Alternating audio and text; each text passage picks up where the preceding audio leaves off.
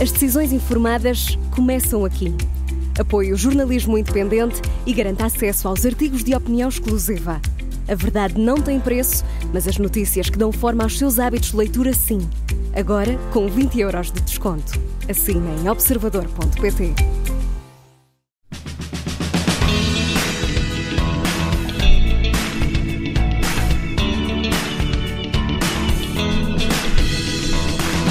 Pedro Pedrosa é biólogo, com mestrado e doutoramento em ciências biomoleculares, com teses envolvendo nanopartículas de ouro no tratamento da tuberculose e do cancro. Especializou-se nos Estados Unidos em transferência de tecnologia, tornou-se diretor e gestor de inovação. Foi por isso convidado a dirigir o InnoValley, uma unidade de inovação e valorização do conhecimento partilhada entre o Instituto de Tecnologia Química e Biológica da Universidade Nova e o Instituto Gulbenkian de Ciência, duas importantes sedes de investigação científica que são vizinhas em Oeiras. Nesta função gera um fundo de centenas de milhares de euros para apoiar projetos científicos com potencial de aplicação prática, atraindo talento, ligando a academia à sociedade civil. É também o coordenador do novo Centro de Excelência para a Detecção de Doenças Infecciosas. Além disto tudo, faz voluntariado há 13 anos na WACT, We Are Changing Together, uma ONG portuguesa para o desenvolvimento que opera em São Tomé e Príncipe. Olá Pedro, e bem-ajas por ter aceitado este meu convite. Bem-vindo. Olá, João, muito obrigado pelo convite.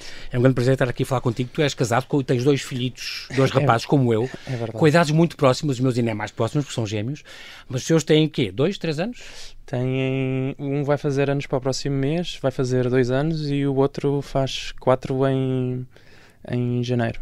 Portanto, ser pai com estas idades tão próximas... É um desafio.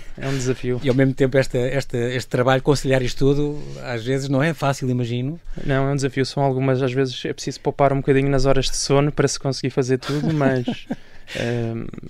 é possível. É possível. Fica aqui um apelo para quem quer ser pai ou quem quer ter filhos, que é possível. E neste caso estou a falar com dois pais de 2 rapazes, o meu já há 20 e tal anos e é possível e conseguiu-se, e tu há menos tempo, mas estás a conseguir também. É muito engraçado porque a tua família, tens uma mãe médica, tens um pai engenheiro, que sempre viajaram muito, sempre vos deram muito mundo. Isso é muito bonito. Não é só ir à neve em Andorra, mas, por exemplo, os cruzeiros que vocês fizeram e as visitas a Londres, a Budapeste. É muito importante viajar e passear e conhecer o que se passa lá fora. É verdade. Tive essa sorte de sempre viajar muito com os meus pais e com o meu irmão, desde pequenos. Começou muito por viagens à neve e depois foi evoluindo para viagens pela Europa e essas viagens de cruzeiros pelas Caraíbas. Com essas viagens nas Caraíbas com família alargada, íamos mais de 20, e são experiências que marcam ainda hoje, me lembro, e são eles que se criam também familiares, que são importantíssimos e nos abrem horizontes a vermos e sabermos mais do que aquilo que é só o nosso mundo e aquilo que nós conhecemos aqui em casa. Como é que nasce o teu interesse pelas ciências? Sempre foste uma pessoa... Bom, tens os teus pais ligados a ciências, não é? Sim, consumia-se muito ciência, documentários, livros. Como é que nasceu isso? Talvez haja essa exposição também pelos pais, mas acho que nunca foi muito consciente. Eu sempre que era pequeno, desde pequeno, gostava muito de ver a televisão, o National Geographic, ou ver na SIC, por volta do meio-dia, ver aquele programa que dava também o Cosmos, os Carl Sagans e esse tipo de coisas. Também. Gostava muito disso e lembro-me perfeitamente de um professor uma vez me perguntar na escola, talvez no 7º ou 8º ano, o que é que eu gostava de ser, e a minha resposta para ele foi que gostava de ser um cientista maluco.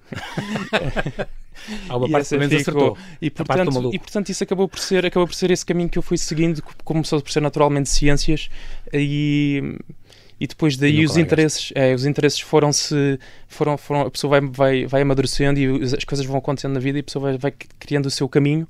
Hoje em dia já não é tanto ciências, porque eu já não sou investigador puro e duro, trabalho no suporte à investigação, mas há muito ainda é um dos grandes, como eu costumo dizer, é um dos meus amores. Para ser um cientista, Pedro, é preciso ser muito curioso. E nunca perder isso. Eu acho que essa é provavelmente das principais características, é estar em dúvida e em pergunta constante, em querer conhecer e perceber como é que as coisas funcionam. Eu acho que se não houver essa chama, é difícil alguém ser um cientista. Aliás, talvez quem se queira seguir esse mundo acaba por se tornar talvez mais uma pessoa mais técnico do que um verdadeiro cientista, ou pelo menos um cientista como eu o idealizo. Porque esse cientista tem que ter criatividade, tem que ter essa criatividade, essa inovação no sangue, não é? Tem que ter a persistência, perceber que se falha 99% das vezes, até haver uma vez em que as coisas correm bem e a pessoa fica satisfeita. Ok, isto prova aquilo que eu pensava e a forma como eu via, e portanto essa persistência também é outra característica muito importante.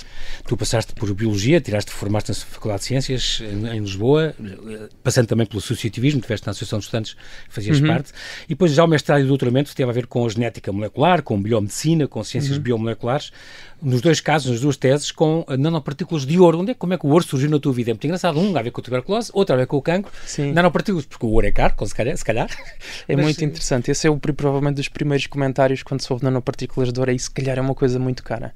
E aqui a vantagem é que como são nanopartículas e são muito pequenas, a quantidade de ouro que está lá é ínfima, mínima, e portanto não é o custo. Foi um projeto que na altura que eu fazia o mestrado era a linha de investigação dos investigadores da Faculdade de Ciência e Tecnologia da Universidade Nova de Lisboa, na Caparica, que está muito ligado a esta parte de usar estas nanopartículas como um método de diagnóstico e de detecção de doenças.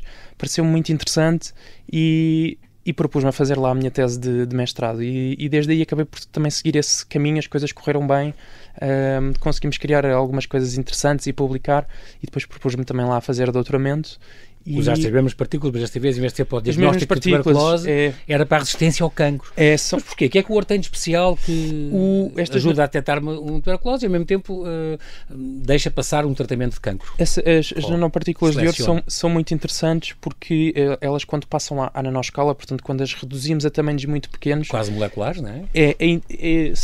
Elas ganham características que não são esperadas. Por exemplo, estas nanopartículas, que são umas esferazinhas mínimas de ouro em solução, portanto dentro de um líquido, dentro de água, ficam de cor vermelha, por exemplo. Então não é aquele dourado que estamos habituados a ver. Não é aquele dourado que estamos habituados.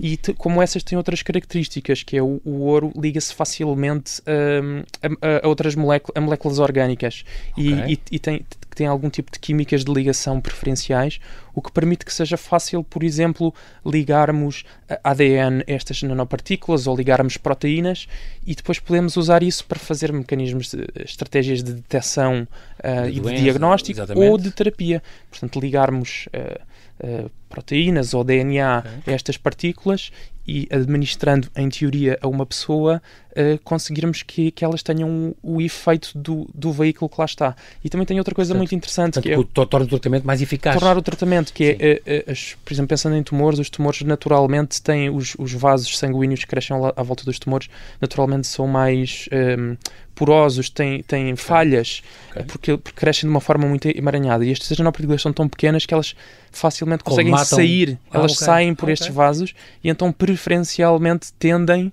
a ir parar a estes tumores, e é uma vantagem elas irem neste formato de partículas, que por norma não saem noutras partes do corpo. Estou a simplificar também aqui isto, claro. Mas tem essa vantagem, portanto podem servir como um veículo para fazer entregar fármacos que vão lá ligados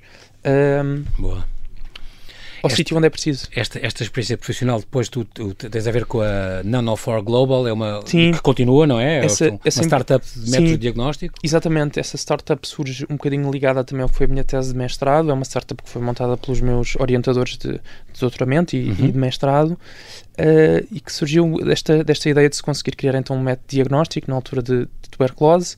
Chegaste a montar um laboratório à série? Montámos um laboratório. Contrataste investigadores?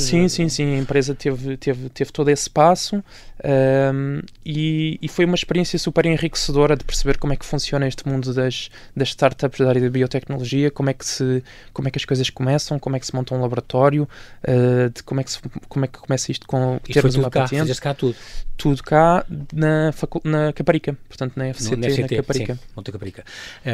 E é um mundo cada vez mais presente e mais importante. Entretanto aconteceu a pandemia e aí mudaste de área, mudaste de tudo.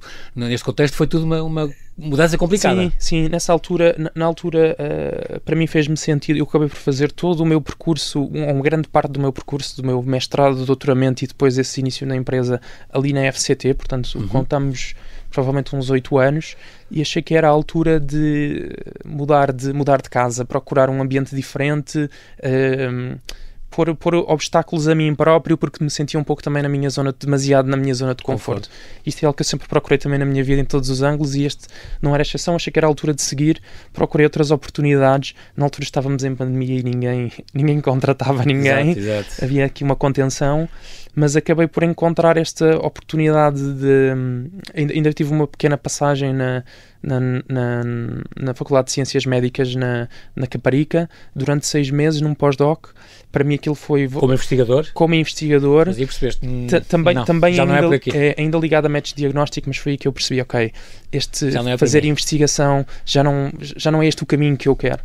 E abriu uma oportunidade de ir trabalhar para o Gabinete de Inovação e Transferência de Tecnologia, na altura partilhado entre o Instituto Gulbenkian de Ciência e o ITQB. Estas duas casas, digamos, as instituições aqui em Oeiras. E transferência de tecnologia, isso é exatamente o quê? Porque isto também tem a ver com a tua ida para os Estados Unidos e com o que tu te especializaste lá. Sim, a transferência de tecnologia é... Entraste por acaso, para começar? Entrei um bocadinho por acaso. Eu na altura, apesar de ter estado numa empresa de saída da academia, não sabia muito bem sequer o que era transferência de tecnologia. Nunca tinha lidado muito com o gabinete de transferência de tecnologia da FCT. Isso é o quê? E o que é a transferência de tecnologia? No fundo é conseguirmos transferir tudo aquilo que é conhecimento e tecnologia da universidade para indústria, sociedade, o que quer que seja. Portanto, é fazer esta passagem do conhecimento para quem consiga... Da academia depois, para a sociedade ou para a indústria? Por norma, a forma mais linear e mais tradicional é para a indústria, mas não precisa de obrigatoriamente ser isso. Por exemplo, muitas das vezes nós damos apoio, ou na pandemia, ajudámos também investigadores a perceber como é que podemos ter publicações que ajudem os decisores políticos a tomarem decisões. E, portanto, esta transferência do conhecimento para hospitais ou para mesmo o setor político também é a transferência de conhecimento e transferência de tecnologia. Eu depois tive essa questão dos Estados Unidos, é importante só para clarificar. Isso faz parte de uma formação que eu fiz, que decorreu durante um ano. Portanto, enquanto eu estava enquanto eu trabalhava no ITQB e no IGC, ganhei uma bolsa de formação de um instituto que é o LifeArc, em Londres. LifeArc e também a OTM, que é a associação, Autumn. é a Fundação Americana para Gestores de Transferência de Tecnologia, e que me permitiu ir 2 vezes aos Estados Unidos, uma vez ir à conferência anual de gestores de transferência de tecnologia, outra fazer um curso também de 1 semana em transferência de tecnologia. Uma vez em Baltimore, outra no Texas. Uma vez em Baltimore, outra vez no Texas. Também fui financiado por este programa ao evento europeu anual de transferência de tecnologia europeu. Na Estónia, na Estónia, sim.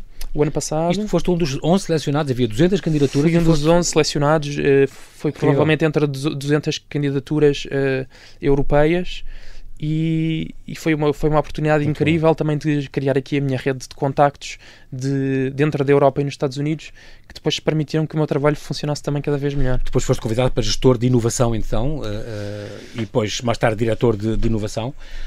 Na nova ITQB, onde estás agora, és diretor de inovação nesse momento. Sim. Neste momento basicamente houve este gabinete que era partilhado, acabou por seguir outro caminho. O que acabou por fazer sentido foi cada instituição ter os seus próprios gabinetes. Houve este crescimento também, e eu acabei por ser convidado pela Universidade Nova, dentro do ITQB, para liderar este gabinete. Acabou por coincidir com uma altura também que a anterior diretora saiu, e portanto acabou por ser uma organização de alguma forma natural para... Aí neste direção de inovação tu ajudas investigadores a criar valor, no fundo, com as suas descobertas. Portanto, tens que estar produtos, serviços, novas empresas, patentes. Portanto, tens reuniões com vocês são muitos investigadores lá, nem sei quantos. Sim. Tens reuniões sazonais para estar com eles e para saberem o que é que estão a fazer e em que pé é que estão, o que é que se pode atrair para as investigações deles ou não. Exatamente. O meu trabalho tem muitas coisas variadas e uma delas, ainda hoje de manhã, foi reunir com investigadores, acompanhar projetos, perceber como é que eles estão a evoluir e a maturar tecnologicamente, se estamos mais perto de dizer, ok, isto é mais robusto, ou sabemos melhor como é que isto funciona e, portanto, estamos mais perto de chegar a um produto ou a algum serviço. Portanto, passa muito por essa interação e isso é muito importante também a minha formação na área da biologia para conseguir compreender ao detalhe. Os processos, as coisas. Exatamente. Que se está a investigar.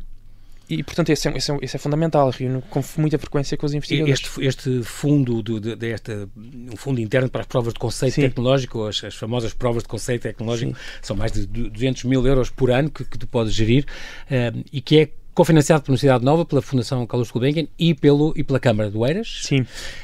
Isto és tu que decides, tens um júri que pessoas propõem projetos, por exemplo, 12 ou 13 ou 14, este ano acho que foram para aí uns 11, dos quais vocês têm dinheiro para apoiar, faz conta, 50 mil para cada um, para continuar a investigação e para ver se chegam a bom porto, e é isso que também vocês fazem todos os anos, aprovam essas candidaturas, selecionam quais as candidaturas estão a apoiar mais. Exatamente. Então, eu sou, na realidade, sou quase um coordenador um bocadinho desta iniciativa, tenho sido o coordenador até, aliás, desde que sou o diretor, sou o coordenador, antes era a anterior diretora. Aquilo que é este fundo? No fundo, foram estas 3 instituições, a Câmara, a Fundação Gulbenkian e a Universidade Nova, que perceberam que nestes institutos de Oeiras havia aqui a capacidade de, com um cofinanciamento destes 3, podermos colmatar o que nós chamamos o Valley of Death, ou seja, o Vale da Morte tecnológico, que é...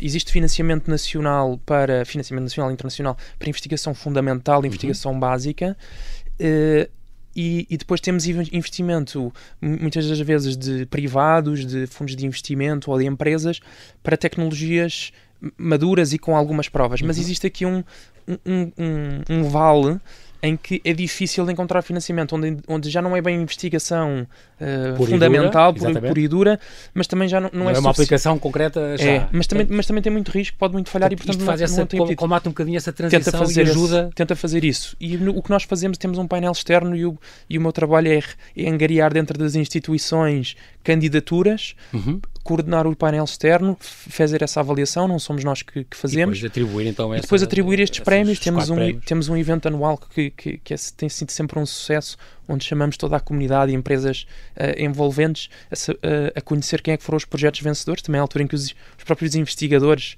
conhecem quem é que... E também é bom se calhar para networking e coisas assim. É ótimo para networking, e mesmo quem não é financiado tem ali a oportunidade de fazer o seu pitch às empresas que lá estão e procurar outro financiamento. Muito bem. Como é que tu consegues isolar-te um bocadinho? Tu jogavas futebol antigamente, para tu conseguires, hoje em dia dizes que é mais que os meus filhos, para eu conseguir esparecer a cabeça, mas também tens aqui, já vamos falar do voluntariado, tens aqui também uma questão de movimentos de meditação, autoconhecimento e aprendizagem.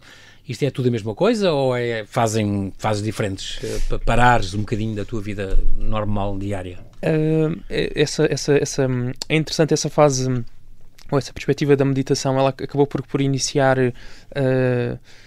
Curiosamente, na altura que eu li, estava a ler um livro, sempre achei a meditação uma coisa um bocadinho estranha, que meditação é o quê? É que as pessoas levitarem, não sabia bem o que era quando era novo, e lembro-me que li um livro muito interessante que se chamava Disse-me um Adivinho, e que é a história de um italiano que faz uma grande viagem pela Ásia e que termina com ele a perceber que gostava que também era muito contra ou não compreendia bem o que era a meditação e ia acabar por experimentar. E eu percebi, olha, isto é interessante, e eu se calhar estava a me desprezar isso.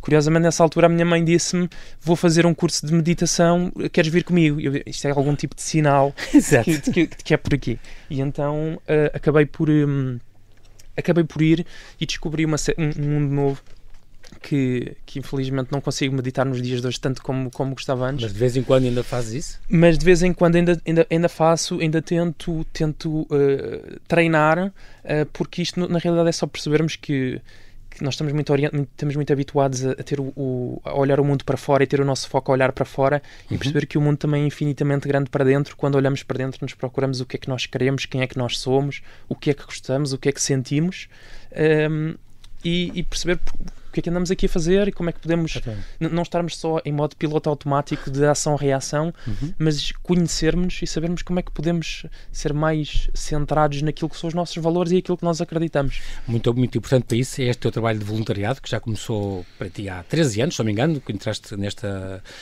ONGD portuguesa, o ACT, We Are Changing Together, são os iniciais de We Are Changing Together. Isto é baseado, se calhar, também um bocadinho nos princípios do Henri Thoreau, que é este naturalista e filósofo, poeta americano, que já morreu há quase 200 anos, e que tinha advogado esta vida natural no meio da natureza e também a desobediência civil contra os Estados que eram injustos. Era uma figura muito curiosa. Então, o ACT, tu tornaste voluntário em 2011, fizeste uma primeira viagem a São Tomé, estiveste lá ainda cerca de 2 meses e no total já passaste cerca de 4 meses, mas já foste tendo várias funções. Isto tem a ver com ajudar, ao princípio era só dar umas aulas de matemática e de português e assim, àqueles miúdos em São Tomé e do Príncipe, na Ilha do Príncipe, mas depois às tantas mudou e agora a coisa é mais para empoderamento e para mais a mudança social, que é o que vocês praticam. Foi para ti uma grande revelação tudo isto, porque tiveste de comer peixe frito quase sempre, não tinhas água canalizada, mas eras feliz. Sim, é verdade. Foi uma grande experiência, foi provavelmente das escolas mais importantes da minha vida até agora, e começou em 2011 com essa ida como voluntário. Entretanto, a organização foi muito interessante porque eu acompanhei ao longo de todos estes anos a evolução da organização, de como ela foi mudando de rumo e de objetivos. Começou por ser no ano em que eu fui dar aulas de ensino básico a crianças durante 2 meses na Ilha do Príncipe e curiosamente quando eu voltei, a organização estava também a sofrer uma reestruturação mas é isto mesmo que faz sentido, temos mesmo impacto com isto que fazemos, e então houve assim uma mudança e eu na altura também me propus a fazer parte dessa mudança, de ser gestor de programas, e passámos a fazer uma coisa diferente, que foi pegar nos mesmos públicos que eram alunos universitários e perceber o que é que funcionou até agora. Foi sempre que tínhamos projetos que eram propostos pelas pessoas, eles tinham mais impacto e as pessoas dedicavam-se mais quando lá estávamos. Então porquê é que nós não nos propomos... Pelas pessoas locais. Pelos alunos universitários que vão, porque é que não nos propomos a criar aqui então uma formação, que também é isso que nós sentimos que temos algumas competências e que conseguimos fazer, de alguns meses, em que preparamos jovens universitários para irem para São Tomé, fazemos um levantamento que é feito local de problemas ou de necessidades, criem soluções criativas e vamos testá-las e ver se elas funcionam em conjunto com a população lá.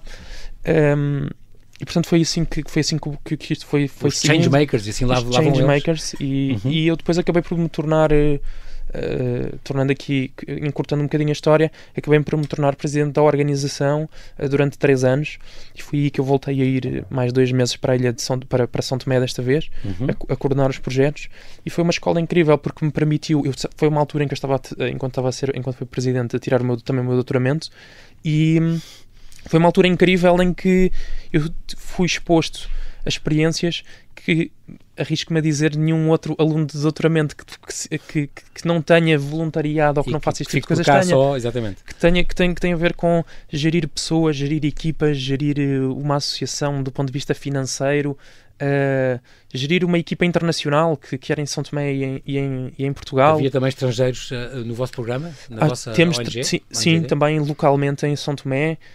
Levou-me a ter reuniões com ministros em São Tomé, levou-me a um mundo que para cá sentimos que a escada até chegarmos a um ministro é muito grande, mas nos primeiros dias que eu chego lá dão-me boleia para ir a casa e depois venho a saber a meio do caminho que era o secretário de Estado de Pescas que na realidade me estava a dar a boleia. Portanto, lá a distância do poder é muito mais curta do que aqui, portanto chegar a uma reunião com o ministro é bem mais fácil. Havia outras coisas que tu achaste estranhas também, por exemplo, à boca das urnas o voto pode ser comprado, por exemplo. Podem dar dinheiro e tu votas no partido que eles pedem. Sim, isso era uma coisa que se dizia na altura e que se comentava, não sei se hoje em dia, pelo que eu ouvi, hoje em dia já não é tão assim, e apesar disso não ser legal, é uma coisa que acontecia, que nós víamos, eu cheguei a ver pessoas a receberem envelopes para irem votar, tanto que era curioso porque as pessoas, eu depois de perguntar percebi que para eles a instabilidade política era uma coisa boa, porque isso significava eleições e isso significava as pessoas receberem envelopes. Uma máquina grande, exato. Impressionante. Nunca sentiste... havia dificuldades, com certeza, que tu fazes isso, embora disseste, mas não tinhas lá as tuas favas com chouriço e ovo, que é a coisa que tu mais gostas, ou pastéis de nata, mas havia dificuldades, se calhar, a arranjar até material para alguns daqueles projetos, mas nada disso vos demovia e vocês escolhiam ser felizes, e isso é muito importante, foi importante para marcar a tua vida toda. Sim. Aprende-se muita coisa lá. Aliás, eu sempre digo, isto é um clichê, que é quem vai aprende mais do que quem fica, e a viver isso na primeira pessoa, que é nós é que saímos do nosso contexto, e aprender imenso. Isto é uma partilha, e nós, a WEC sempre teve essa missão de nós não vamos ensinar nada. Isto é uma partilha de conhecimentos e uma partilha de experiências. A perceber que conseguimos ser felizes com muito pouco, porque vemos como é que as pessoas lá são felizes com muito pouco, vivemos lá com relativamente pouco, e percebemos que a felicidade não passa por algo que é externo a nós, que tem a ver com as condições do meio. Nós podemos ser felizes, e isso tem a ver com a nossa abertura e com aquilo que nós queremos para nós próprios. O facto de ter estado lá das 2 vezes sem água canalizada, aprender a tomar banho com caneca e balde, são coisas que nós percebemos, ok, isto é ultrapassável, perder as comodidades que nós temos não é isso que me faz estar mais ou menos contente. Eu lembro-me perfeitamente de uma das cartas que enviei da primeira vez que fui em 2011. Enviei uma carta, achei graça à ideia de enviar cartas para Portugal, para os meus pais e para amigos, e de uma das cartas que enviei para os meus pais, que contava: já experimentei isto e isto e isto, tive estas experiências com as pessoas locais e com os projetos, há morcegos que voam em cima do meu quarto às vezes, e às vezes aparecem ratos durante o dia, mas sou feliz aqui. E terminei assim a carta, e é muito engraçado porque depois de voltar, lembro-me de falar com os meus pais e eles sentirem que isso os marcou de alguma forma, aquela carta, e eles perceberem, ok, criaram-se ali algumas raízes. É claro que eu sou um apaixonado por São Tomé, e sempre que puder quero voltar lá, mas é uma experiência incrível. De facto, e o timing também é tudo diferente, não é? O tempo passa de maneira diferente. Lá tiveste que desacelerar e viver o momento presente, dar valor ao que tu tens, não é? De facto, isso é uma coisa, uma aprendizagem muito, muito importante. E depois, o WAC que trouxeste para o Porto, há o WAC Spirit, tudo isto tu depois dirigiste, e foste vogal depois da direção, iniciaste o projeto WAC de incubação dentro desta ONGD, começaste no Porto, como eu disse, impactaram mais de 50 jovens portugueses, mais de 10 comunidades em São Tomé. Hoje em dia és do Conselho Consultivo, quando é preciso, chamam-te para começar alguma coisa. Este Inovelli tu és o diretor. Inovelli é uma unidade de inovação no ITQB nova, e no fundo tem esta partilha de valorização de conhecimento entre o ITQB e também, se não me engano, o Ciência, não é? O Instituto Gulbenkian de Ciência de Medicina Molecular, que foi criado pela Câmara já há 3 anos. Uma Câmara do Oeiras que te apoia muito. É engraçado porque tem esta coisa do Oeiras Valley, mas de facto tem 1% do orçamento municipal é doado à ciência. Eu não sei se há muitas câmaras em Portugal a fazer isso, mas tu sentes na pele que de facto isto é importante, as autarquias poderem apoiar estes investigadores locais, certo? Sim. Eu não conheço mais nenhuma, acho que é um caso inédito, e este deve ser um caso de exemplo para todo o país e até para todo o mundo, porque mesmo fora, quando eu falo desta iniciativa, não há muitas pessoas que tenham este tipo de apoio de governo tão local. Sinto isso na pele todos os dias. O meu contacto com a Câmara é quase semanal, temos muitos programas em conjunto, tudo aquilo que a Câmara sente que tem impacto sobre a sua comunidade, no limite sobre o país, estão sempre disponíveis a ouvir. Sinto que nunca tive um verdadeiro não da Câmara de Oeiras de qualquer projeto ou de qualquer ideia, sempre foi vamos arranjar forma de fazer, e isso tem sido incrível, a comunicação é incrível, a disponibilidade para participar é incrível. E como eu estava a dizer, mesmo que às vezes não temos a capacidade de apoiar, às vezes não temos capacidade de apoiar agora, às vezes não temos capacidade de apoiar, mas vamos arranjar ou vamos resolver quem é que consegue fazer isto connosco. Uau. E esta abertura é fantástica. Este ano, em junho passado, houve 4 projetos então aprovados na área da saúde e da sustentabilidade, que venceram estes prémios do Fundo de Prova de Conceito Inovelli. Havia 21 candidaturas, uma tem a ver com a dopamina, outra tem a ver com malária, outro com um remédio antifúngico, e outra com a proteção de plantas. São 4 projetos muito engraçados, sempre nestas áreas saúde e sustentabilidade é o que vocês apostam, sobretudo. Sim. E agricultura, se não me engano, também é uma das áreas. Isto é basicamente todos o que sejam as áreas de investigação dos institutos está coberto e podem se candidatar a este fundo. E as áreas de investigação passam por ciências da vida. O ITQB particularmente tem as suas temáticas que são muito orientadas para a microbiologia, para algumas áreas da saúde. Tem um departamento também de plantas que é esse que também já recebeu prémios no passado. Que, aliás, temos perto aqui da estação agronómica, portanto há muitas coisas que se podem em conjunto desenvolver e testar aqui. Isso, e são essas as áreas. Tudo o que tenha relacionado com ciências da vida e seja investigação dos institutos é algo que podemos apoiar, desde que tenha um poder translacional, ou seja, desde que pudéssemos pegar nisto no ângulo de como é que vamos tornar isto em algo que as pessoas beneficiem, como é que tornamos isto num produto, num serviço, alguma coisa que acrescente valor. Se for por aí, então é um projeto válido para se candidatar. É extraordinário. É uma coisa que eu acho muito complicado, mas tu tens facilidade de facto a identificar e capitalizar oportunidades de mercado, traduzir descobertas científicas em produtos comerciais. Consegues ver mais ou menos já hoje em dia com a tua prática? Sim, isto é uma coisa que tem futuro e estou a ver isto aplicado em qualquer coisa. As pessoas apresentam os teus projetos e tu consegues ver isso? É um desafio, eu diria que esse é um grande desafio. Por norma, sinto que temos aqui 3 cenários. Ou temos um investigador que já tem uma ideia de, olha, eu acho que isto pode ser, e esse é dos primeiros ângulos que nós pegamos. Já há aqui alguma ideia no que é que isto pode ser aplicado. Temos uma segunda fase em que podemos pensar assim, ok, vamos criar aqui um processo, vamos tentar desconstruir aqui um bocadinho isto e vamos perceber se com isto há alguma coisa em que possamos acrescentar mais valor, ser mais interessante, haja mais mercado e chegarmos lá mais rápido e ser mais fácil.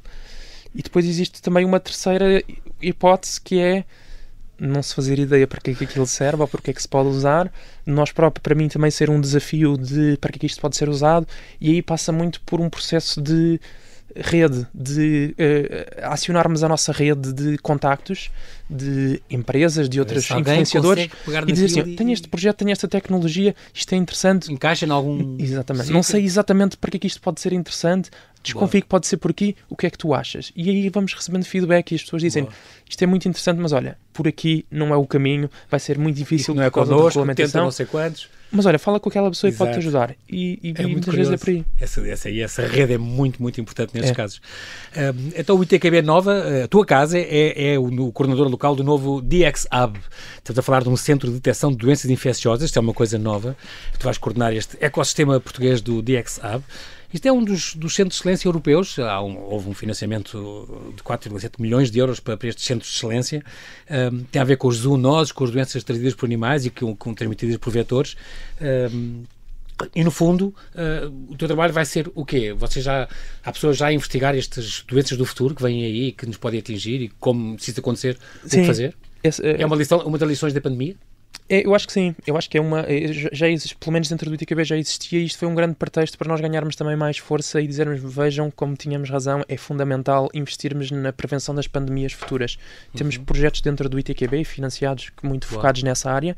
Este projeto deste Centro de Excelência acabou por ser um bocadinho uma oportunidade que nos surgiu deste tipo de financiamento da União Europeia e que nós, em conversa com colegas gregos, porque isto é um projeto em parceria com a ilha de Creta, com o ecossistema de Creta e o ecossistema de Oeiras, temos aqui algumas características em comum. Somos países do sul da Europa, estamos particularmente expostos a alterações climáticas, seremos os primeiros, a migrações. Portanto, esta parte das doenças infecciosas, há uma grande probabilidade de nós sermos os primeiros a receber e sermos a porta de entrada para o resto da Europa. Portanto, se criarmos aqui uma oportunidade de inovação partilhada, em que nós partilhamos práticas e partilhamos programas, tanto do ponto de vista científico como do ponto de vista de inovação, de como traduzir, mais uma vez, produtos ou serviços, empresas, para ajudar a resolver estes problemas. Da sua espaçosidade. Portanto, é um conjunto é um financiamento para criar este tipo de programas que se vão traduzir em soluções, em novos métodos de diagnóstico, seja para pessoas, seja para a parte agrícola, que também é cada vez mais importante, de resolver estes problemas, para estarmos preparados para quando eles começarem, quando começarem a eclodir, estarmos mais prontos e eventualmente sermos os primeiros a dar o pontapé de saída para o resto da Europa de como resolver a questão. Amanhã é dia 27, vamos ter a Noite Europeia dos Investigadores. Nós temos agora um minuto que sobra, Pedro. A Noite Europeia de Investigadores é um evento anual que a Comissão Europeia promove e vai decorrer em 22 locais de Portugal e noutros países. Desta vez vai acontecer na Marina do Eiras, isto parece que é entre as 4 da tarde e as 10 da noite. E o que é que se passa aqui? São os cientistas que vêm mostrar experiências? É o quê? É aberto a todas as idades? Há atividades para todos? Exatamente, aberto a todas as idades. É uma grande iniciativa em que vários institutos aqui se juntam, várias instituições se juntam para partilhar o que é o conhecimento e a investigação que é feita dentro dos laboratórios. Tem muitas atividades, são programas muito giros e aconselho a irem com as famílias que permitem esta interação com investigadores, com os serviços de apoio dos institutos, que têm atividades como ver placas de Petri, microscópios, a perceber como é que funcionam as células. Tem um conjunto de atividades muito giro, recomendo vivamente para um programa de sexta-feira ao final do dia em família. Exatamente. Também é promovido já agora pela Agência Nacional para a Cultura Científica e Tecnológica, a Ciência Viva, e também o I3S, este Instituto de Investigação e Inovação em Saúde, que é da Universidade do Porto, venho com os colegas teus também investigadores do Porto, e claro, vocês do ITQB Nova. Integra-se neste programa Ciência Aberta a Oeiras. Ainda há outra questão, que é a questão da economia azul e o programa Oeiras Mar 2030. Isto é outra coisa em que também estás envolvido. Estás em todas, Pedro. Eu por acaso, nesse tenho conhecimento, eu não estou diretamente envolvido. O ITQB, com alguns projetos que tenho, poucos projetos que tenho envolvidos no mar, vai tendo também uma perninha, por assim dizer, mas não é coordenado por mim, nem estou diretamente envolvido, mas mais uma vez é uma iniciativa fundamental da Câmara de Oeiras a definir os seus rumos e a sua estratégia de longo prazo e de perceber que a economia do mar é um sítio onde vale a pena investir e é um sítio onde todas as pessoas ganham, e criou essa estratégia que eu conheço e é muito interessante. Muito bem, o programa Oeiras Mar 2030, o futuro nacional da economia azul, passa por aqui também. Nós, infelizmente, não temos tempo para mais. Quero agradecer-te muito, Pedro Pedrosa. Obrigado pela tua disponibilidade em vez aqui à Rádio Observador. Desejo-te os maiores sucessos das tuas várias funções no ITQB, no InnoValley, no UACT, e em casa com o pai também é importante ter o desenvolvimento disso. Tu vais esta noite, vais lá estar amanhã na noite dos investigadores? Amanhã infelizmente não vou conseguir estar, tenho a natação dos miúdos que calha à sexta-feira à tarde, mas também são 2 e quase 4 anos, também são novinhos para... São 2 e quase 4 anos. Na edição anterior fui com o mais velho, que na altura mais novo, mas fui com o mais velho, e ele também gostou imenso, portanto foi... assistiu a coisas e experiências. Ele acho que ele não percebeu muito, mas é sempre giro de ver e interagir. E como os dias abertos, quando se faz os dias abertos, tem o ITQB, a Ciência também tem, o IGC também tem, e isso de facto é muito atrativo para os miúdos que se vestem ali a bata dos investigadores e procuram ADNs das bananas e fazem aquelas experiências com o azoto líquido e tudo sempre muito seguro, mas já agora vem onde os cientistas têm a mão na massa e eles também põem, e isso é muito, muito interessante. Muito bem, Pedro, muito obrigado, e então, até à próxima, boa sorte então nas tuas investigações. Obrigado. E as pessoas continuem a candidatar-se a este fundo da prova de conceito, que é uma coisa que de facto faz avançar muito a investigação aqui no nosso país, que bem precisa. Bem-ajas, Pedro, muito obrigado. Obrigado.